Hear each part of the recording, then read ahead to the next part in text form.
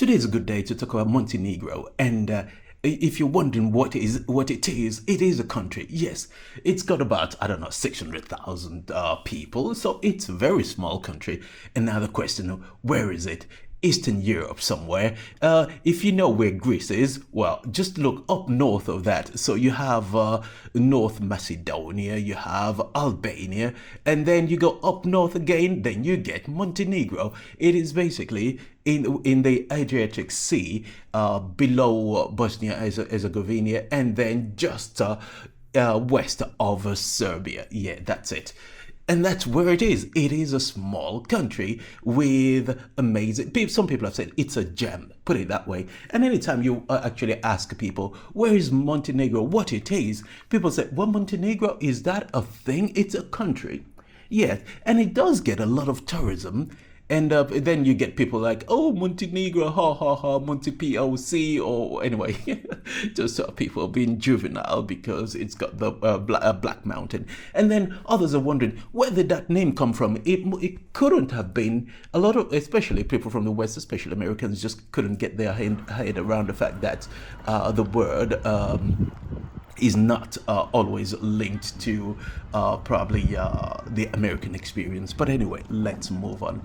First of all, let's get this out of the way. People are saying, oh, it is a land of giants and everyone's tall there. Even the babies are tall. Just people exaggerating. Well, I'll be the one to break it to you. They're not as tall as you might want to believe. They're probably taller, but they're not as tall as most people. Okay, put it this way.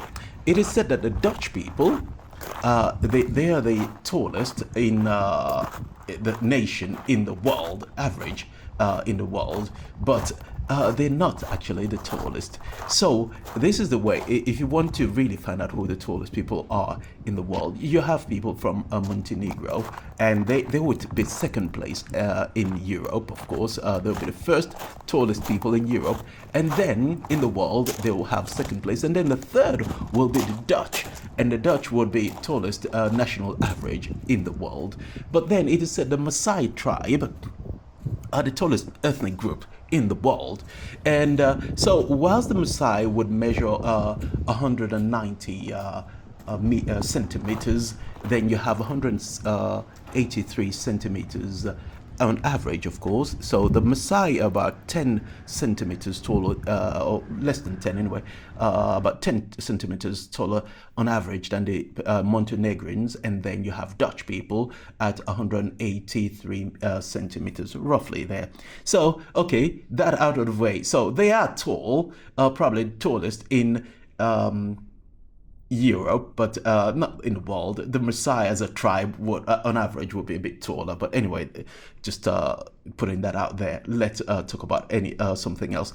A lot of people say, "Oh, it's a tourist paradise. You should go. It is beautiful. It's just so good. It's just such a nice place. It's the gem." And everyone's just impressed by the beauty of Montenegro.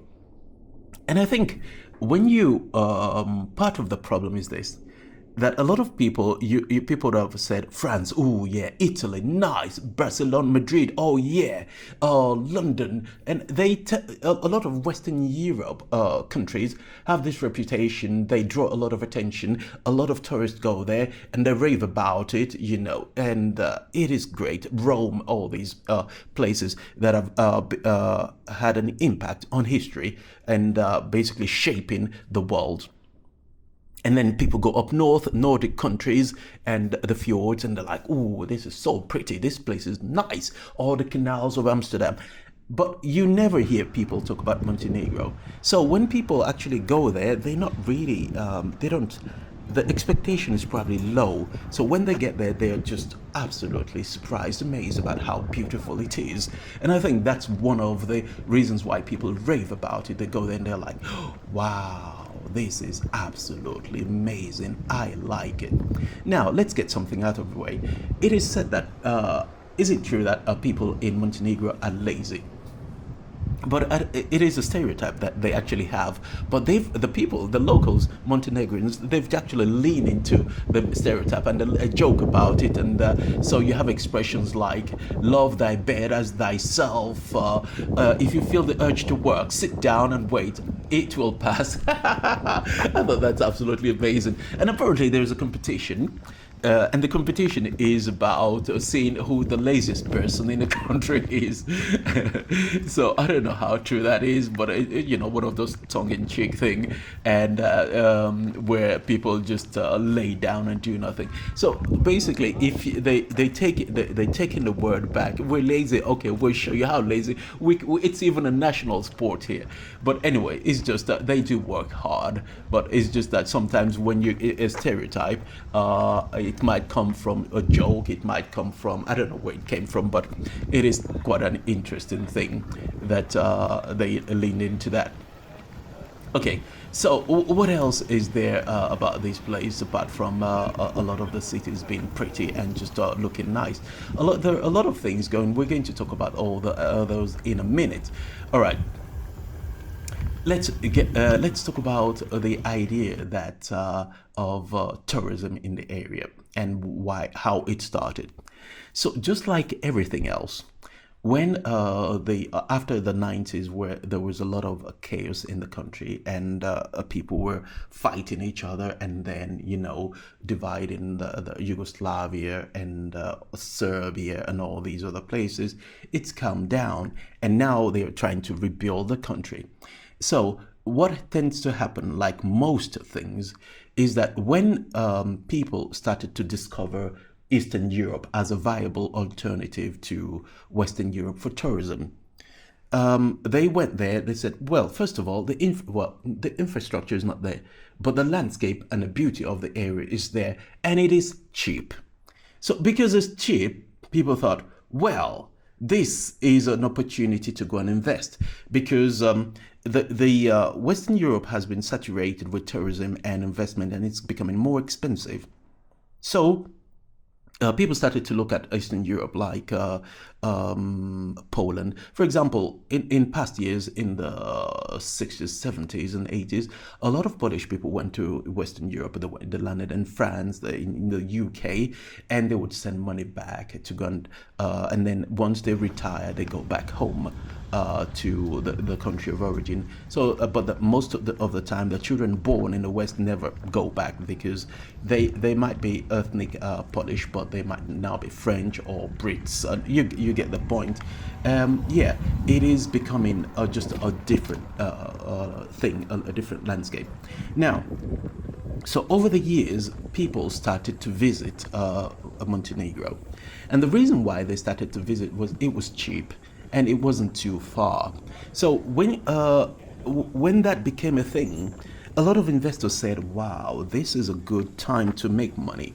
And because people wanted to make money, they forgot that we should think about the future, how it's going to be sustainable. They didn't think about that. It was all about now and how to make as much money as you can.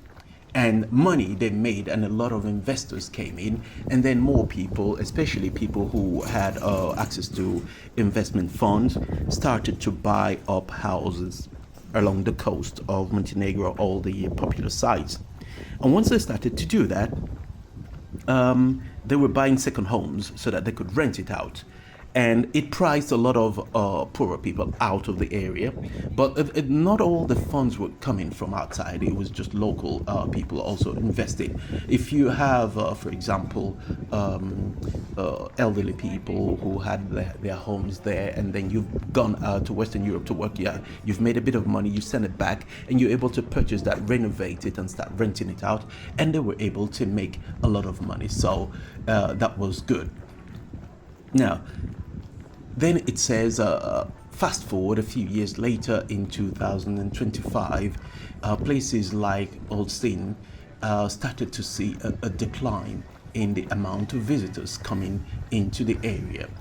and people are wondering, hey, what's going on? We've purchased the second home. We've done it up to get people to come and visit, but we're getting less and less visitors. And the less visitors we're getting, tourism is a big part of the country. So if we're getting less people, what's happening? Are people spending less, or what's going on? So they were a bit concerned, and then it transpires that people got too greedy, and the more investors started to come in, the more it became more expensive. And then people were seeing competition, and then because you put up the price, people pay. And then you thought, well, I could make more money next year. And then you do the same thing, and people still continue to pay. In the age of Airbnb, people started to pay. More tourists were coming in, paying, and everyone wanted to get in on the action. And that is what ruined it. And all of a sudden, less and less people started to come. And of course, with the age of social media, people posting online the landscape, how beautiful it is, it attracts a lot of people, and more people come. But it could also be a double-edged sword where if things go wrong, social media would also make noise about it, and then it would impact the amount of people. For example, in Ulcinj, one of the cities in the southern part of Montenegro, they had issues where they were starting to privatize public beaches. And in most countries, public beaches, the idea is this, that everyone should be able to enjoy it. Even if you have a property just next to the beach, you cannot close the beach. It is public.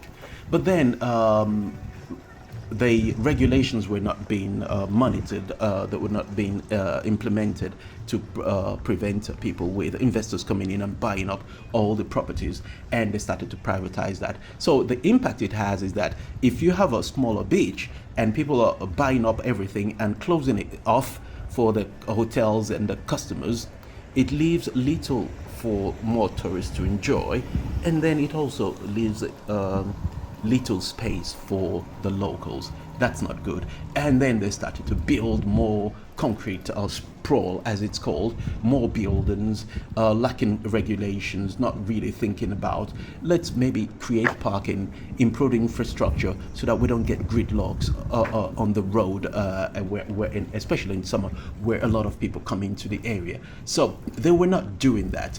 And they were not even thinking about, what about public transportation? How do we manage this? How do we make sure that the amount of money coming into the country, we invest in it in a good way so that it will be sustainable, and then we would improve the infrastructure, basically lifting the locals out of poverty and not just creating wealth for a small group of people. And then you have a lot of luxury resorts were being built by foreign investors, but it's not a bad thing, but it means it was pricing out a lot of the locals who couldn't afford some of these really nice places that were being built in their own backyard. It then created resentment. It created us and them. That is not good. So the impact that has is that sometimes then people, instead of seeing tourism as a sort of something we can export, where people come, spend their money here, and it lifts people out of poverty, people are beginning to see it as a drain, and that is not a good thing. So you have places like Budva, I think that's the way it's pronounced anyway. So people go there, a lot of people go there. It's like, it's been compared to the Benidorm of Montenegro. People go there for partying. If you're young, that's where you want to go. Partying, sand, it's got a historic town, it's just a great vibe. Okay, but then if you want a bit more architectural, you're a bit more sophisticated tourist, you want a bit of history, you go to Kotor, and it's got, the fortified city, and it's just a different vibe. Less partying, less more history, more cultured tourism. And then Ulcinj, one of the that's in the south, and it gets more tourism from Albania, it is said. So anyway, you have all these regions. Tivat is another good one, with ports and luxury marina. So we're going to talk about the idea of luxury marina in a minute. How it's it's a blessing and a curse depending on where how you look at it. So you have other. Not everywhere is great in Montenegro, but there are, because of the coastline and all the villages that have been transformed, and the great views, almost similar to some of the coastline in Greece. So you get the same thing. A lot of people would go there, would go for a day trip, come back, and it's fine. So you've got a lot of things to do. But the funny thing is this, that if you go to some places, they're nice, but they're boring because there's nothing else to do. So most people tend not to stay there, or they stay in one location and then do day trips to other parts of Montenegro, because it's not a really big country. So that's what happened. Anyway, so with that part of the problem, the locals are not always happy because they're not getting a share of the cake, and then the tourists are not happy for one reason. For multiple reasons. It is said that in Budva, for example, tourism has dropped to almost 50%. And you're thinking, why? If it's so beautiful, well, less people are coming, and less Russians are coming, less Albanians are coming, and the reason why the less people are coming is because it's gotten so expensive that people are saying, I'll rather go to Greece. Greece has got similar things, or even better, but it is cheaper, it's more affordable, and that is not a good thing. When a small country that's thriving on tourism is, they're not saying it's too expensive. So basically greed, it got too expensive for its own good. And then another thing is when you go to Kotor, where you have a lot of cruise ship coming in, similar to, going down the coast and getting to what's the name of the place? Greece. So what most of the cruise ship would do is they say, oh, we take you to the Adriatic Sea, and then you go all the way, all the islands, and you do multiple countries. So you stop for a few hours there, you get back on the boat, they go further south and down. Anyway, those, a lot of people are doing that. But then they said the problem with this is that all of a sudden you get thousands of people coming out of the ship, going around, not spending that much money, just walking around, clogging up the whole area, and then going back. That is not good for the area. All right, now this is another area where another problem is facing Montenegro, and this is the problem about how social media can be a double-edged sword. People have said that sometimes the locals are not very friendly, and you're thinking, why wouldn't you be friendly to people coming into your country, and why is it just such a big problem? Well, first of all, low pay is a big problem, and Montenegro being a small country, the idea of tourism is rather recent. And a lot of people don't speak English. And so when you don't speak English, the nuance of the language, where you try to translate it and you say things in your local language, but you say it in English, but you translate in the mindset from your local language. So it gets lost in translation, and once it comes out of your mouth and the interaction. So people are not, the soft skills is not a great thing in Montenegro, because people are just not used to the sort of service level of, like when you go to America, oh, how may I help you today? A bit exaggerated. Those type of things, it's customer service is not a great point. So when people see that, they assume that everyone is rude. But the reality is that Montenegrins don't have that culture, especially with language when you translate that. So they're trying to work on that, give staff better training, and trying to get them to understand hospitality. So that is one thing, the service quality decline people complain about, and where a lot more competition is happening. And then another thing is that people work long hours. It's not unusual for that. So if you work in a long hours dealing with customers, customer service is hard.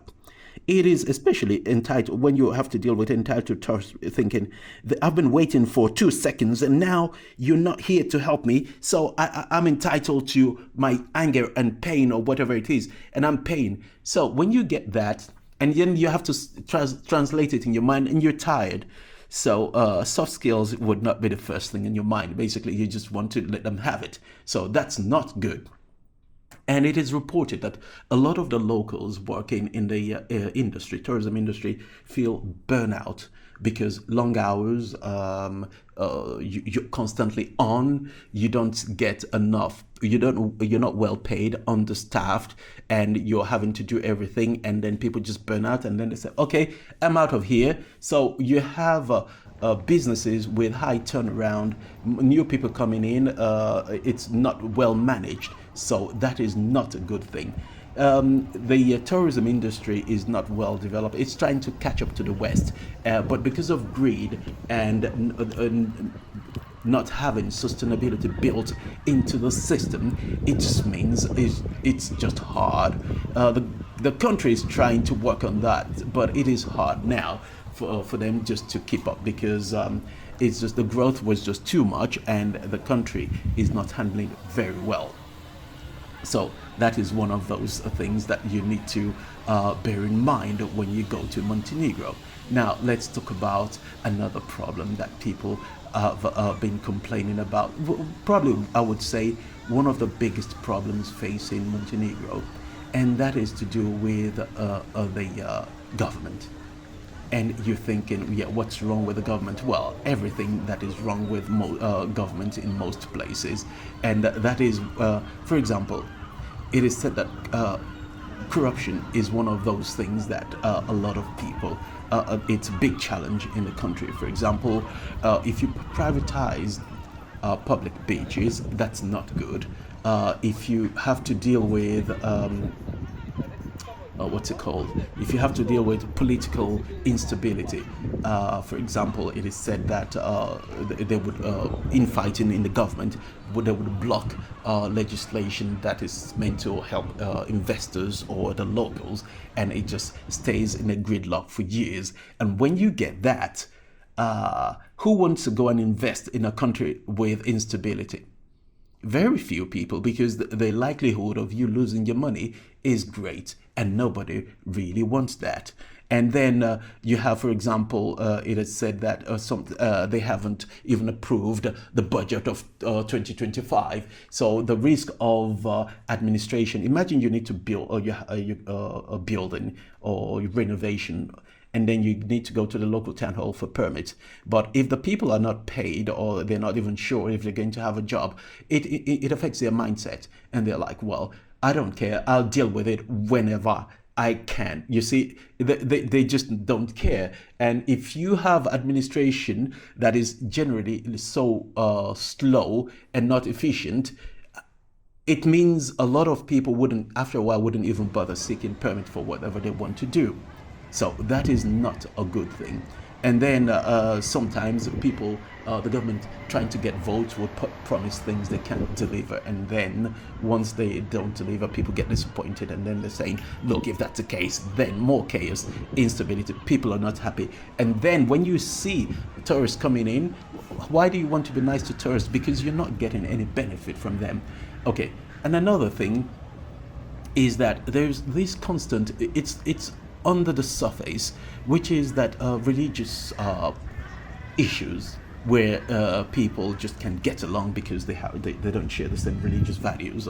You've got the Serbian Orthodox Church, and then you've got the other groups, and then it causes division. And when you get those type of influences, it also impacts the government. It impacts decision making. It impacts politics. It just you need a stable government and politics and religion in order to have a stable society. And once you have that, then it means private investors, local people can invest, knowing that the situation is going to be stable and their investment is going to be safe. So that is one of the other problems that it is facing. I think it's probably one of the biggest problems, because if this is one of those things that in any country, no matter how beautiful the country is, if you don't have a stable government, corruption or issues with hotels being permits being in limbo for so many years because there's dispute, no one seems to be able to sort it out, it is not a good thing for a lot of people. So that is one thing that is one of the major issues that people complain about. And also the constant construction. People are saying, what's going on? You need to build with a future in mind, but it just seems that is not happening. So, and another thing is this, that it's gotten so expensive now that people still visit, but it's down, and when people visit, they're no longer staying for as long as they used to. So previously people would stay for a week, and then just go slowly, travel slowly around the country and just have a good time, or even 2 weeks, enjoying the coast, trying to understand the culture and everything. But now people are just going. Some people will do day trips. And this is one of those problems that a lot of major cities are dealing with as well. Day trips are great, but they're not good enough. For example, if you go to Venice, is complaining about the same thing about people coming into the city for day trips, not staying in the city and not eating there. And then they come in, use the public transport, go around, walk around. It's crowded, it's noisy, and then they leave. So Venice is like, we're going to charge you like 5 to 10 euros to visit the city as a charging. But I think if you stay longer, probably it's better. I don't know, but it doesn't matter. They want to charge you for that, or they're charging you for that. The problem with that is that I don't think the issue is the crowd. It's just that sometimes Venice has become is so expensive that it's just not worth staying in Venice itself. So most people would stay on the outskirts, drive to the edge of the city, leave their car or take public transport, train, get there, do what they need to do in a day. Because at the end of the day, Venice doesn't have much apart from the boats and the canals. Once you've done that in a day, for most tourists, it's enough. If it were cheaper, more affordable, then people wouldn't mind actually staying, enjoy the nightlife as well, take a boat at night and just have a romantic moment. But when it becomes just too expensive, it's not worth it. So that is not a good thing. And yeah, when you think about all those issues, you're thinking, what's the future for Montenegro? I think the future is not good in a lot of places. Montenegro should just be one of those places where, if Barcelona of Italy is saying too much tourism, Amsterdam is saying too much tourism, Montenegro should have been, the excess that they don't want, we'll take it. But unfortunately, they are having different problems that people are saying it's too expensive, it's not even worth going. And then people are going to Greece or going to other places. And I think that is something they need to worry about. They need to rethink how they're going to do this to make it a bit more friendly, because it is just not a good thing. They need to make sure people are people working in tourism have better pay. They also need to make sure they put sustainability into it, have a more stable government with less corruption. When you put all that factor all that into it, you're thinking you don't want to waste a good thing. Mother Nature's basically blessed you with a beautiful landscape. That can be really monetized into the foreseeable future. But then if you ruin it by not planning ahead, and also making it not just the beaches, not everyone likes to go to the beach, creating things around it, not even just for party, making it sustainable, making sure, I think if they're able to allow locals to, let me give you an example. Remember the good old days of Airbnb, where it was just, you can retired people or people with a room, their children have moved out.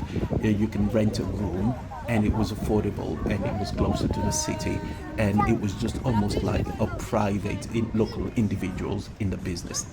And it was, and that's what was successful, what made it successful, and what made it appealing. It was affordable. And then over the years it became very popular, it became very expensive, and then they started to put rules like you need to clean the room, you can't do this, you can't do that. It became, and then a lot of private investors got into it and started buying up buildings in major cities, and then just turning everything into Airbnb, and then creating a lot of house shortages in the area. The same thing is happening in Montenegro, and that shortage, that foreign investments taking over everything and making it a bit too commercialized, then pricing out the locals. Where if it had been, just locals, if they had put a law in place that would say, okay, you can't have more than one home you're renting, or if you're renting, it has to be just the idea of just locals owning their own little businesses and running it, and giving the local experience to tourists would have been a greater thing, because then more people would get involved, and because it is local owned, you can easily manage it. But when you get foreign investors taking over, it just creates a disparity, and then it means locals who are there will be priced out. And once that happens, you get the effect of the ghost towns, where all the second homes during winter, when you don't have a lot of tourists, are empty. And then what do? Yeah, so those are the big issues facing this beautiful